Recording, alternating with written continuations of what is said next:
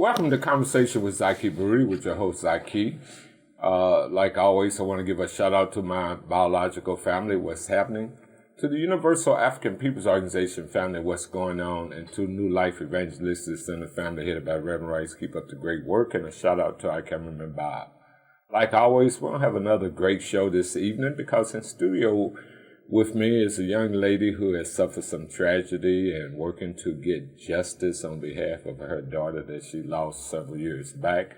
And we'll be discussing that particular case. And I'm speaking none other than Miss Avis Henderson. Welcome to Conversation with Zaki Baruti. Thank you so much. Okay then. Well, let us begin. When I begin all of my shows, I like the audience to get a feel of who I'm having a conversation with in terms of their background.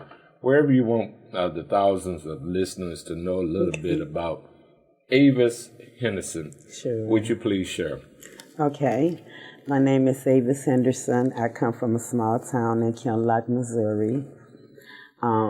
Which, by the way, is the oldest town for Black Missourians in the state of Missouri. Yes, it is. And maybe the country. I'm not sure, but I know in Missouri. It was a rough neighborhood, but we loved hard in that neighborhood. We looked out for each other, and we survived. That was the main key. Coming up as a child, I did have a hard, rough background. Oh, okay.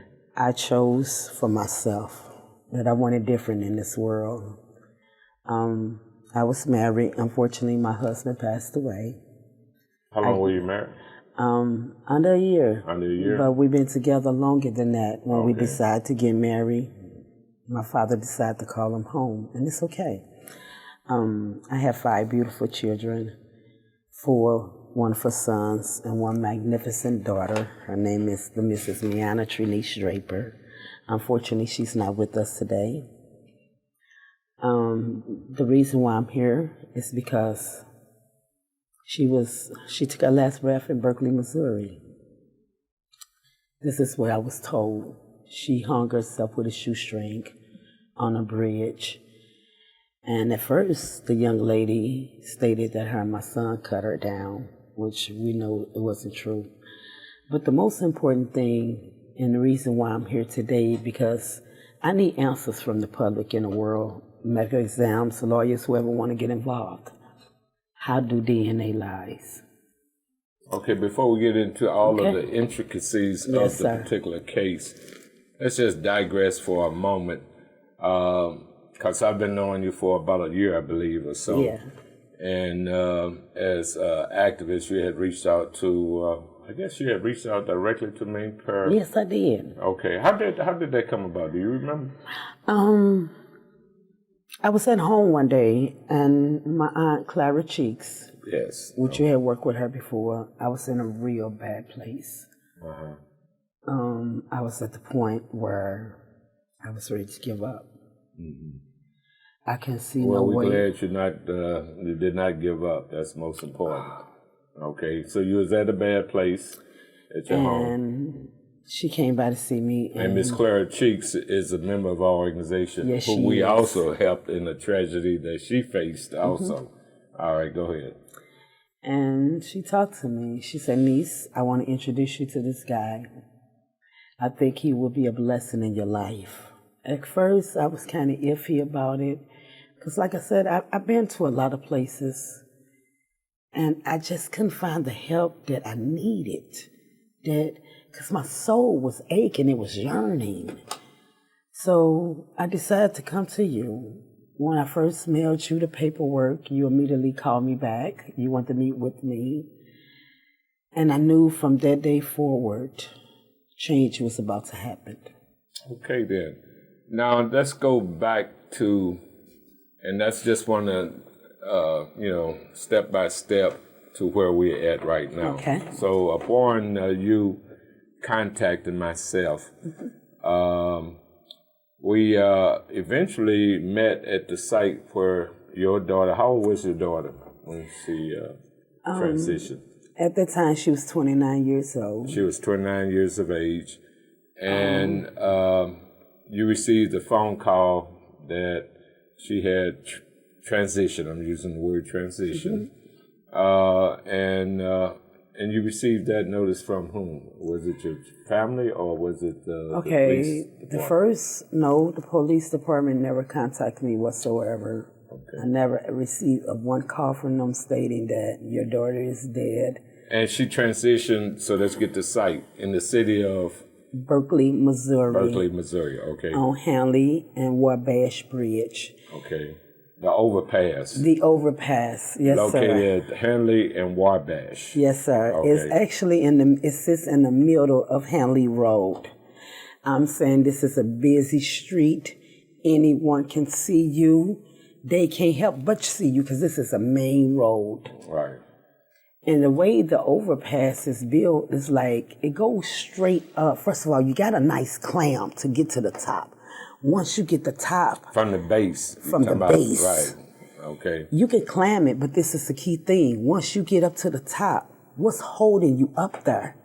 Because the only thing you got is a gate that curves over and air, the atmosphere. That's it. You have nothing to hold you or keep you balanced. Right. Well, let me, just for the audience, you would just actually have to go on site, which as part of trying to understand your entire case, I was able to go there along with my wife, as well as Carla Coffee Wright with us. And your daughter was had a little weight on her a little bit, right? Pretty much. All right. And Coffee was slim and trim. And I'm just sharing this with the audience in terms of to get to where they say that your daughter, tied a shoestring around her neck and dropped from this overpass. Seemed No, she was cut, and my son's supposed to have caught her. Oh, okay. Well, she was never there. So, okay, was that part of the police report that your son? Yeah, this is what the young lady said, that my son helped bring her down, but my son didn't catch her. My son drove up to someone screaming and howling and stroking her hair. Mm-hmm. I should have been the bigger person. His thing was, why didn't you call 911? See, he was hysterical. So your son? Yeah. Yes. Okay. Upon arriving, seeing your daughter in the arms of somebody who was then stating that I should have been a bigger person. Is that correct? Okay, then. And, wow. So, and he was asking her to why you did not call 911. Yes. Okay. On that note, then, we're going to take a quick break. Maybe on the journey of life, you feel like you're just overwhelmed. You feel like you're stumbling over one thing or another. You're about to go over the cliff of life. Everything seems so hopeless at this moment. I want to encourage you to get into God's Word. Faith cometh by hearing, hearing by the Word of God. Look around you at the wonders of all that God has created. Let faith come into your heart. Experience His joy, His peace, His power. And as you do that, get your eyes off your problems and look at somebody else. Somebody else that's in need out there. There's so many homeless people at this time. You see them everywhere. So many hurting people. I'd invite you to join us on Friday mornings in front of City Hall at 6:45 to 8:15 and just reach out and be a part of how we're helping the people there. We're get them food, water, transportation assistance, clothing, just hygiene items, a wide range of support. But you take your eyes off your problems. You see somebody else. And it does a whole lot, because a lot of times you go into prayer and you're just focused on the problem, and the problem gets bigger and bigger. Our prayer involves taking our eyes off ourselves, looking to God, the author and creator of all, and spelling out the word acts. First, engage in adoration, then the C is confession. Yes, and then what do you do after that? Well, you engage in thanksgiving. And then the S, supplication, you go on and ask Him. There's a whole lot in God's Word that will give us direction on that struggle as we go through life. You can also get more if you want to go to LarryRiceMinistries.org. There's a lot there at that site. And we offer you many opportunities here at the New Life Evangelistic Center to go out among the hurting and homeless. You can do that. You can work at our headquarters at 2428 Woodson Road in Overland, Missouri. There's so many different opportunities. And if you want further information, call us at 314-421-3020. but go to nlecstl.org. Let's do something right now. This world is hurting. You and I can make a big difference for good. There's an exciting opportunity for you to grow in your faith with New Life Evangelistic Center. That opportunity is our next Faith Promise. It's coming up on July 22nd at the Royal Orleans. Come and join us for an evening of inspiration, of community, of building one another's faith as we glorify God for the work that's being done at New Life Evangelistic Center. You can make a difference. Come to this dinner and find out how. Welcome back to Conversation with Zaki Baruti. In studio with me is Miss Avis Henderson, who has experienced tragedy in her family with the loss of her daughter, who's age 29. She was 29 at the time. 29 at the time of her transition, which was actually ruled as a suicide, am I correct? Yes. And she was just laying out the details as to how her daughter was found and by whom. And so your son, how did he come upon the scene? Okay, so my daughter had called my son. She was waiting on my son to join her for a party. She had just got her income tax. And he decided that I'm going to go ahead and call off work. I'm going to call off work and I'm going to go party with my sister.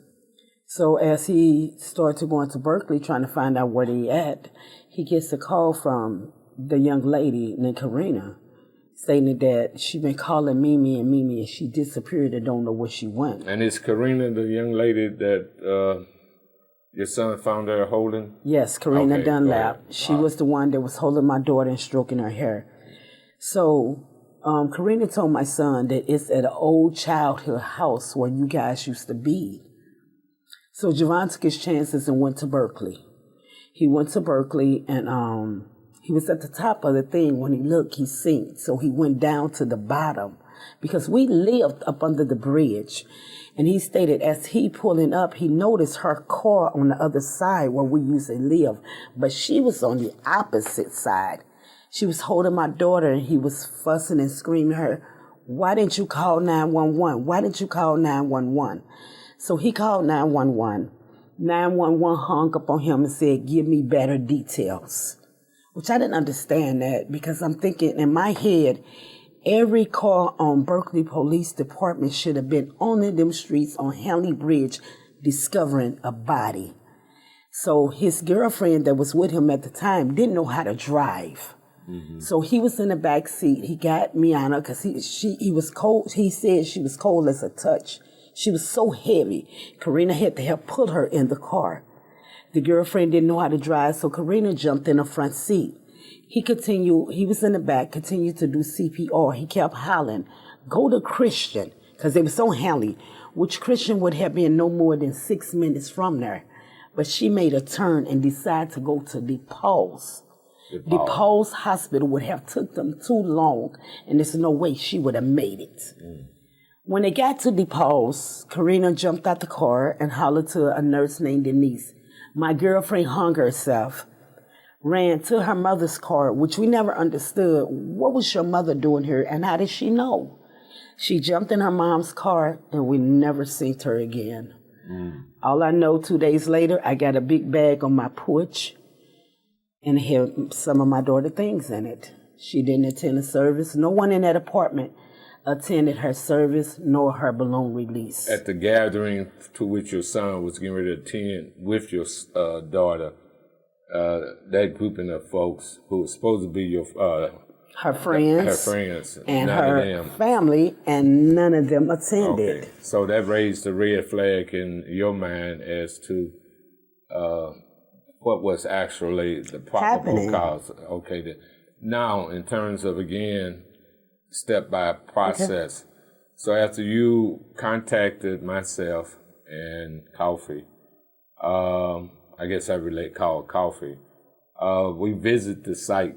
Mm-hmm. As I had mentioned earlier, my wife and Coffee and myself. And let me say to the public, it just seemed totally impossible for your daughter being at the weight that she was, and Coffee being very thin, was able to finally scale to get to the position of... Well, we had a demonstration done, and this guy, he clamped up there, but he could not hold himself up there to put his strength. Right, right. But one thing that I do want to say is that when the Detective Irving brought me and my family a picture in there, it was a shoestring perfectly tied on a bow. It was a Rotary, one of those pictures comes out of one of them Rotary cameras and stuff. And he said, based on this and the shoestrings I found on the gate, she hung herself and the case is closed. We were stunk. I asked to get her property. They never would receive her property because I know a little bit about the law. If you close her case, then that means you got to release her property to me. No one will ever release her property. Mm. So, and that occurred in what year? So this happened in 2020. 2020. 2021. I've been calling from 20 to 21 asking about the property and how could you close her case. No one would answer us. They left us standing outside. They wouldn't take our calls. We got snowed on. We got rained on. And then it got to the point where the mayor told me himself, get the hell out my face. Mm. And this was on election day. Mm-hmm. Of 2022, I guess. Yes. But on that point, we'll have to take another quick break. So many people are hurting and hopeless. They feel despondent and in despair. They are living on the streets in conditions that are horrible and not suitable for any human being. And it takes so many loving people to walk alongside them and give them opportunities to change. Zaki Baruti and his show is exposing the people who are making a real difference in our community. And he's been a faithful partner of New Life Evangelistic Center for many years. And I want to invite you to be like Zaki Baruti and make an impact in someone's life today. You can love others well, and you can do it in a meaningful and powerful way. I am so thankful for people who have partnered like Zaki, and I just want to share some of the impacts that you're really making when you partner with New Life Evangelistic Center. You're offering 365 days of care for a woman in need who's fleeing domestic abuse.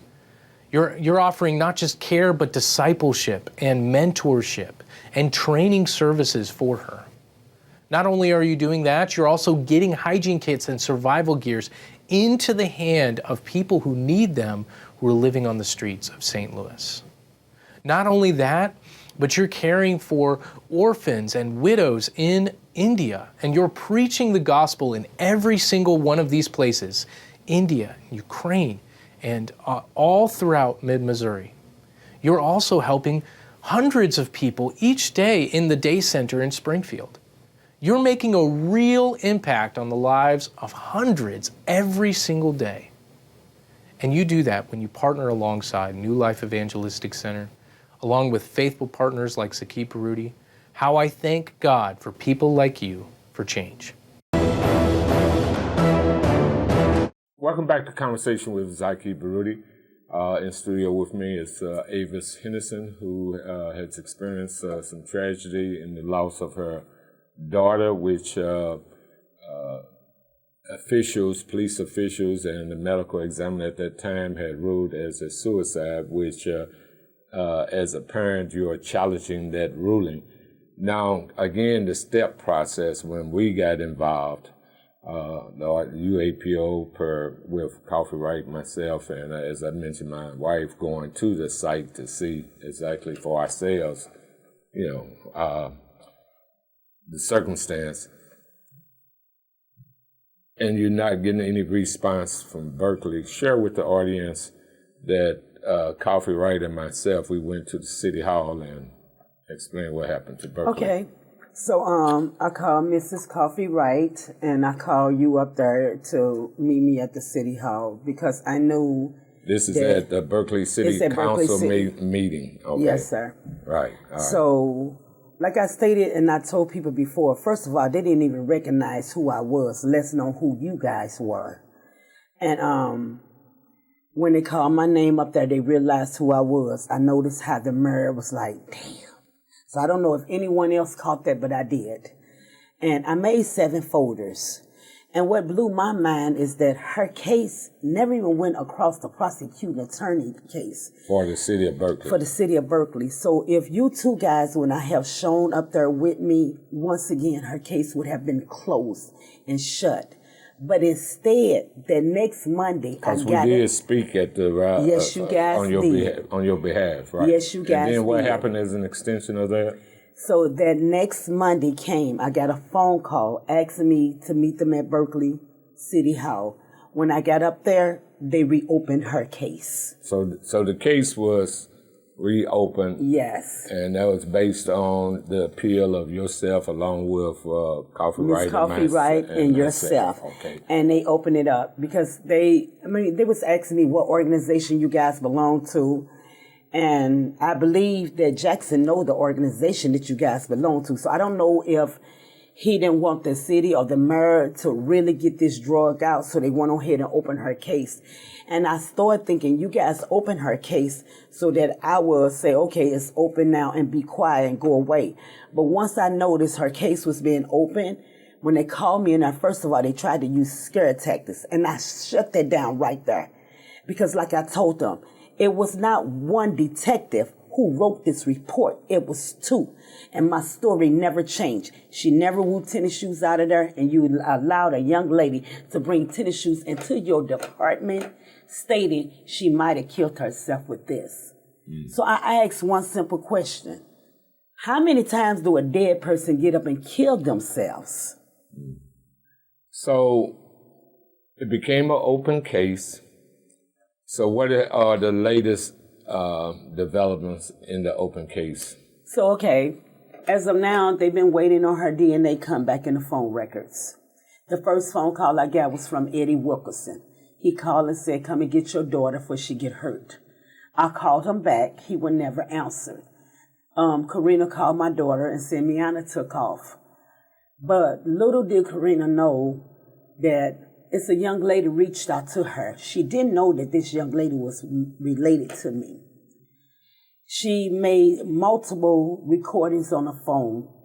We recorded this and took it to Cora Bush's office. They came to a collective stating that she didn't do this. Okay, Cora Bush is a U.S. representative, so yes, you reached sir. out to her also, and this was prior to us meeting you. Yes. Okay, but my question though is, since it's an open case now, so what is the latest developments? So right now, her case went from 38 pages to 242 pages.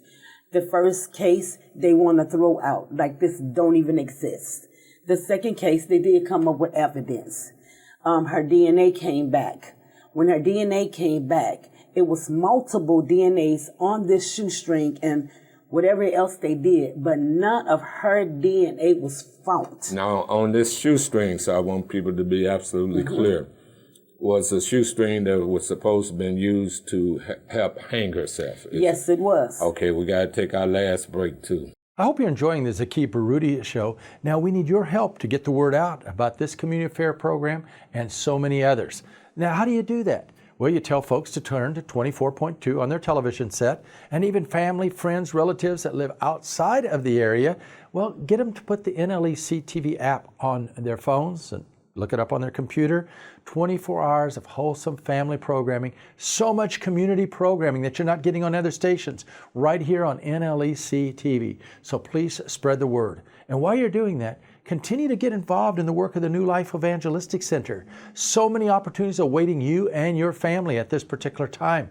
New Life Evangelistic Center is on the front lines with first responders, directly helping homeless people day after day after day. Behind me are the new headquarters for the New Life Evangelistic Center, along with the studios for NLEC TV or 24.2.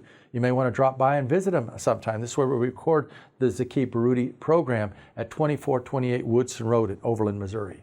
New Life Evangelistic Center is offering homeless people so many opportunities to be set free from the cycle of homelessness, has a wide variety of safe houses, and so many women and children are staying there, and they're learning all different kinds of different skills, all kinds of skills here at 2428 Woodson Road. We also have the training centers in New Bloomfield, Missouri, Marshfield, Missouri, the largest daytime walk-in facility, southwestern Missouri, northwestern Arkansas at 806 North Jefferson, in Springfield, Missouri, the worldwide work of the New Life Evangelistic Center in Kakata, India, and then in Lagos, Nigeria, and in Haiti, all over New Life Evangelistic Center, trying to help people that are in need.